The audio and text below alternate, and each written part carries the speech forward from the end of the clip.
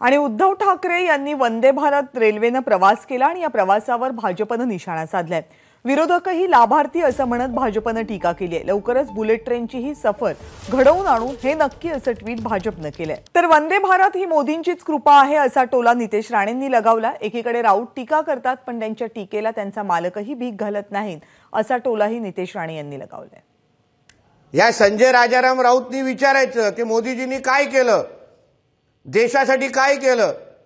मोदीजींनी देशासाठी काय केलं हे माहिती घ्यायचं असेल तर काल तुझे मालक आणि तुझी मालकीन ही वंदे भारतनी चिपळूण पासून ते मुंबईपर्यंत गेलेले आहेत। ज्या वंदे भारतमध्ये तुझी मालकीन आणि तुझा मालक बसून ते काय परत जात होते मुंबईला ना, ती मोदीजींची देण आहे, मोदीजींमुळेच झालेला आहे।